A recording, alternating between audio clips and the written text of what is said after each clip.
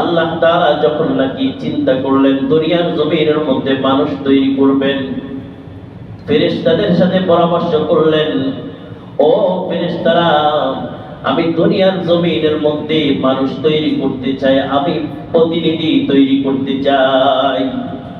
ফেরেশতারা বললেন, আল্লাহ, আপনি যাদেরকে তৈরি করবেন তারা তো দুনিয়ার জমিনের মধ্যে ফাসাদ তৈরি করবে, গুনাহের কাজের মধ্যে লিপ্ত থাকবে। আমরা তো আপনার তাসবিহ তাহলিল তাহমিদ সমূহ পাঠ করতে থাকি, আপনি আর কি জন্য দুনিয়ার জমিনের মধ্যে খলিফা তৈরি করবেন? আল্লাহ তাআলা ফেরেশতাদের এই জবাবটুকু শুনে একটু নারাজ হয়ে গেলেন। ফেরেশতারা যখন বুঝতে পারলেন আল্লাহ তাআলা নারাজ হয়ে গেছেন, সাথে সাথে ফেরেশতারা আল্লাহ পাক রব্বুল আলামিন আরশে আযীমের চতুর্দিকে তওয়াফ শুরু করে দিলেন। চতুর্দিকে তওয়াফ শুরু করলেন আর আল্লাহ তাআলার কাছে আশ্রয় প্রার্থনা করলেন। তওয়াফ যখন 7টা হয়েছে তখন আল্লাহ পাক রব্বুল আলামিন ফেরেশতাদের উপর রাজি আর খুশি হয়ে গেছেন, সন্তুষ্ট হয়ে গেছেন।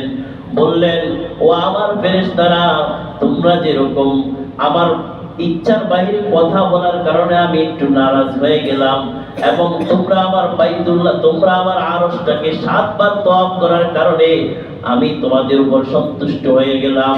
তোমরা দুনিয়ার জমিনের মধ্যে এমন একটা ঘর তৈরি করে দাও, এমন একটা ঘর তৈরি করে দাও, যেই ঘরটা তওয়াফ করবে আমি দুনিয়ার মধ্যে আদম সন্তানদেরকে তৈরি করব, যারা গুনাহের কাজগুলোর মধ্যে লিপ্ত হবে, গুনাহের কাজগুলোর মধ্যে লিপ্ত হওয়ার পর আবার অনুতপ্ত হবে, তারা আমার এই ঘরের দিকে আসবে, ঘরটা তওয়াফ করবে, আমার কাছে ক্ষমা চাইবে, আমি আল্লাহ তাদেরকে মাফ করে দিব।